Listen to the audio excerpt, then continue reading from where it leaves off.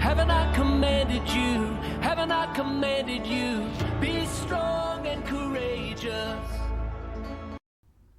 Hello and welcome back to Teaching Through the Bible, as we today wrap up the book of Joshua in the prophets section of the Bible.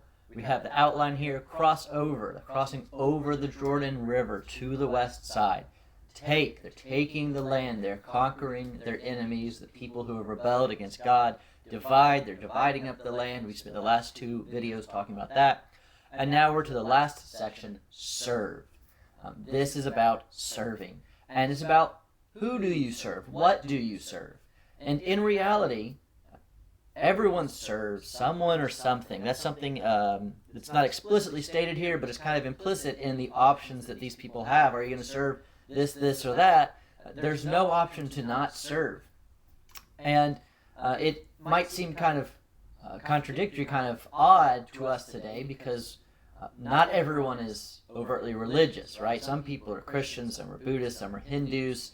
Maybe someone still worships a Greek pantheon. There's lots of different people who are religious in different ways, but then you have lots of people who maybe are more materialist, don't believe anything supernatural. Well, guess what? It may be that science is your God.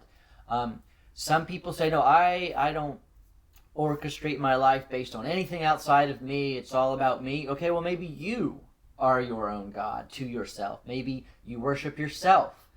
There's always something in your life, whoever you are, that kind of shows where you're going in life, what you're going to make your decisions based off of, what's important to you, what is it that you hold above everything else. And it may be you. It may be science or reason or your feelings, or there's plenty of other things that aren't maybe what we'd call a traditional religious view, but they are a religion in the sense that it's something you worship. It's something that has the highest importance to you. And here, in these last few chapters of the book of Joshua, chapters 22, 23, 24, we're going to see Joshua challenge God's people to choose who they're going to worship. Are they going to worship Yahweh? And it starts with this issue of the 2.5 tribes.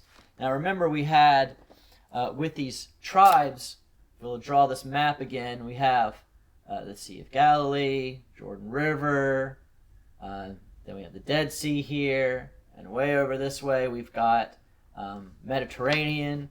Now we have the west side here where you have all these tribes on this side, and then we have just these 3 tribes over here, or 2.5 tribes. You have Gad, Reuben, half tribe of Manasseh, because the other half of Manasseh is over there on the west side. Well, so these tribes are going back to the east side after they have done their job. They have done what they promised, helping out the rest of the tribes on the west side of the river. So now they're going back over, and they build an altar, a huge altar on the west side of the river. Now, everyone else freaks out about this, says, oh my goodness, they're building an altar, they're going to worship another god, they're going to worship differently, they're not going to worship Yahweh, God is going to judge us all. This Israelite community, it's all part of one covenant. Someone sins, that may and does affect the rest of them. And that happens in various ways, but we saw that earlier on when one guy violated what God said at Jericho, and then the whole congregation felt that judgment to an extent. And so they say, hey, we got to stop this. Well, turns out, thankfully, they went and talked about it first and tried to convince those tribes, don't worship the false gods. If it's no good on this side, on the east side of the river, just come, we'll give you some of our land. They're willing to give up some of their own land and let those other Israelites come and live on that side of the river with them. If that's the problem, whatever the issue is, let's work through this, let's solve this, because the most important thing is you need to serve Yahweh. And that is a great message, and I think we can really see a great job of them trying to reach out and bring their brothers back to a good relationship with Yahweh, and they really seem to care right there. And I think this is a great example here. And they find out, though, actually they weren't trying to worship another god or other gods. They were not building an altar, they say, for sacrifice. They were doing it as a memorial, as something to remember. Remember, we've seen here already, and here we've seen it in previous books of the Bible, that people will use physical, tangible things to be remembrances, something to remind them. We have that today with communion, Lord's Supper, Eucharist. It's called a number of different things, but we have that. We have baptism. We have these things that are physical, but they're pointing us to something else to remind us. It's not necessarily just a reminder, but that is part of what it is. And they make this altar. They make an altar and they put it on the side of the rest of the Israelites. Why do they do that? They say it's because they want to have that as a reminder that the people on the east side, they worship the same God. They made something of a replica, maybe an enlarged replica, of Yahweh's altar as a reminder, hey, the people on the east side that built that, they built that to remind you, hey, we still worship the same God as you. We are all one group. We're on the other side of the river, but we're all in one group. That was their reasoning. So everyone seems to think this is okay. Now, interestingly, it does say it was good in their eyes, and we will see that this kind of a phrase that's going to show up more when we get to the next book of the Bible, at Judges, and it's kind of contrasted what's good in their eyes versus what would be good in Yahweh's eyes. So here, is it possible that this is indicating they thought it was a good plan, but it wasn't? It doesn't say that they ever really went to Yahweh and said, hey, is this okay? But they did have Yahweh's representatives, like they had priests come and be part of this, who said they thought this was a good plan. Is that supposed to maybe imply that God was okay with this? Certainly it was good that the Israelites initially wanted to respond to what they thought was evil by destroying evil. They were ready to go to war with the eastern part if they were going to reject Yahweh, which is the appropriate response. We see that throughout this, what's been going on in Joshua, like this whole time with taking the land and dividing the land. Why were they taking the land? Because the inhabitants there had rejected Yahweh. And so that is the appropriate response. So it certainly starts out well. But is this a case where good intentions on the eastern side by those 2.5 tribes, but still shouldn't have done that? Or is this actually a good thing that they did? So I'd be interested to hear what you guys think below in the comments. Do you think this was good for them to do? This memorial was a good thing? Or was this not really a great plan? Shouldn't have built an altar, but you can understand maybe their mentality of it, but still shouldn't have done it. So, again, interested to know what you guys think about that. But moving on, we go to Joshua's speech, and that's pretty much most of the rest of the book. Joshua, their leader, gives a speech, and there's a lot of encouragement in there. Encouragement to follow Yahweh. Again, serving Yahweh. Same theme here. And following the Bible. What they have of the Bible is the first 5 books. That was the last class of videos that I did. Genesis, Exodus, Leviticus, Numbers, Deuteronomy. Books of the law. That's their Bible of the day. Follow that. And then be strong. In the end of Deuteronomy, Joshua was commanded, be strong and courageous, when he became the successor of Moses. And then we saw that at the beginning of this book of Joshua, be strong and courageous. And now we're seeing him give this message to the people before he dies. Continue to be strong. And that's where we talked a few videos ago, you get all these things where you can read, as for me and my house, we will serve the Lord, actually Yahweh. Joshua 24:15. That's where this verse is. You've probably heard this verse. You've probably seen this verse written all over the place on different things. But that's the context of where this verse is. We are seeing an indicative and then an imperative. Now, an indicative, that's something where it's just stating a fact. Here's what has happened, or something like that. And then imperative is a command. Here's what you need to do. And here we see that with Joshua starting the indicative, going to the imperative. We talked about this back when we were going through Exodus, how first we see what God did, and then he gives them commands of what they need to do. Well, Joshua reminds them of what God did already, how he's already done so much for them, and now here's what God expects them to do. The indicative followed by the imperative.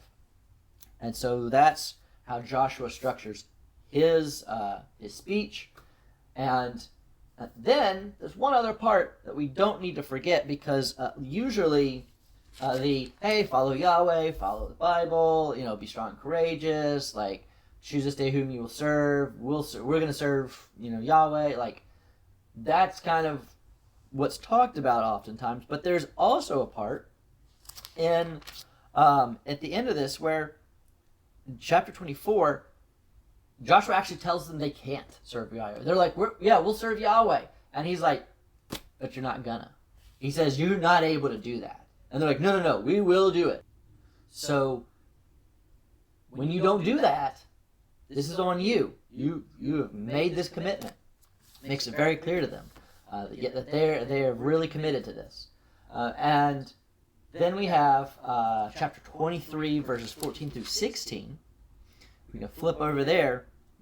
This kind of good summary, kind of just wrapping it all up here, where Joshua says, and now I am about to go the way of all the earth. So he's about to die. And you know in your hearts and souls, all of you, that not one word has failed of all the good things that Yahweh your God promised concerning you. So the theme, fulfillment of Yahweh's promises, right? All have come to pass for you. Not one of them has failed. But just as all the good things that Yahweh your God promised concerning you have been fulfilled for you, so Yahweh will bring upon you all the evil things until he has destroyed you from off this good land that Yahweh your God has given you, if you transgress the covenant of Yahweh your God, which he commanded you. So he's reminding them, hey, God's always following through with his promises. Remember what he's promised. Look in the Bible, look in book of the law. What has he promised? He has fulfilled his promises, but he's also got promises of what's going to happen if you do not follow through with the covenant, with what you've agreed. And so he's a faithful God, and that's faithful all the time, not faithful some of the time, not faithful when you think it's convenient for you, faithful all of the time to do what he said. And he has already told them, here's blessing, here's curse. They can choose the blessing, but if they go down the curse route, then he's going to be faithful to that. And then we have, at the very end, the last few verses, Joshua 24, verses 29 to 33, it mentions death, it mentions burial, and you're like, oh, okay, well, maybe this is just kind of tacked on, just a little historical note. No, that's not why it's here. That's not certainly the main reason why it's here anyways. You certainly can get some historical information out of this, but the main thing relates back to the book of the law. We flip over to Genesis, the very last chapter of Genesis. So Genesis is the first book of the law section, and we'll see how it ends, and compare it with the first book of the prophet section and how it ends. Joseph lived 110 years, and Joseph saw Ephraim's children, that's Joseph's son, of the third generation. The children also of Machir, the son of Manasseh, were counted as Joseph's own. And Joseph said to his brothers, I am about to die, but God will visit you, and will bring you up out of this land, to the land that he swore to Abraham, to Isaac, to Jacob. Then Joseph made the sons of Israel swear, saying, God will surely visit you here, and you shall carry up my bones from here. So Joseph died, being 110 years old. They embalmed him, basically made him a mummy, and he was put in a coffin in Egypt. That's the end of Genesis. Now here, if you want to go back and look at the videos on Joseph, he was a prophet. He was speaking God's words. God's promised this to God's people now. They're going to go up there and they're going to bury him up there, bury Joseph up there. Well, then at the end of Joshua, what do we see? After these things, Joshua, the son of Nun, the servant of Yahweh, died, being 110 years old.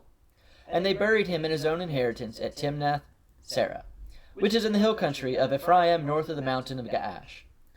Israel served Yahweh all the days of Joshua and all the days of the elders who outlived Joshua and had known all the work that Yahweh did for Israel. As for the bones of Joseph, which the people of Israel brought up from Egypt, they buried them at Shechem, in the piece of land that Jacob bought from the sons of Hamor, the father of Shechem, for 100 pieces of money. It became an inheritance of the descendants of Joseph. So right there, why is that mentioned? Because we had that back in Genesis, and again, what's the theme? Fulfillment of Yahweh's promises. At the end of Genesis, it was promised, hey, this is going to happen, and now we're seeing that happen. So it may seem kind of random, like, why is Joseph being mentioned? It's because this is part of the theme. Part of the theme of God's promises being fulfilled. And Eleazar the son of Aaron died, and they buried him at Gibeah, which, remember the name of that town, because we're going to see that at the end of the book of Judges coming next, and that's important. The town of Phinehas, his son, which had been given him in the hill country of Ephraim. So, what do we have here? Joseph and Eleazar dying. Or Joshua and Eleazar dying. Joseph died at the end of Genesis. Now we have Joshua die at the end of the book of Joshua. In both cases, this is a primary Christ figure who this is someone who represents Jesus, who saved his people. For Joseph, saving his people from the famine in their land, coming to Egypt. And then for Joshua, as they've come back to their land finally, then being the leader who brings them into that land and gives them that land, divides up that land. And in both cases, this Christ figure saves the people and dies. And that's the end of his story. That's the end of Joshua's story. That's the end of Joseph's story. And so we're left with a sense, kind of a sense that we're sad now. That, like, this guy's, his story's over. It's done. But we need someone whose story isn't going to be over. We need someone who doesn't save for a little bit and then die and he's gone, and then who do you got leading you? Right? We need someone better, someone who doesn't die. And that's how this is pointing us to Jesus, who was a Christ figure, right? He's Christ, the Christ himself, saved his people by dying, and he's still alive. He'd come back now. And last thing to notice here is we not only see this connection with Genesis, but we see it the last book of the law, Deuteronomy. That's where Moses and Aaron died. And now their successors, Joshua and Eleazar, die. And so we have a kind of a parallel there, where once again, you're having the leadership, they're dying. They're not good enough. Not that, they did something wrong, but they are victims of death. They are still held under the bonds of death. And they can't defeat death. So even these great leaders, they have that shortcoming. It's not their own fault in a sense, but they can't do anything about it. And we need someone greater. We need Jesus, the one who did defeat death. And we will continue to talk more about him in each book, and especially when we get to Judges. It's going to be an awesome book. So excited about Judges, where we're going to see God send so many Christ figures, so many examples of Jesus in this next book of the Bible. See you there. Thank you for watching that video. I hope that it helped you learn a little bit more about the Bible today. And if you'd like to continue to learn more about the Bible, then we have plenty of other videos on the channel. And if this has been helpful for you, then you can always let me know by subscribing to the channel. And hopefully I'll be able to continue to help you learn even more about God's Word. Thanks.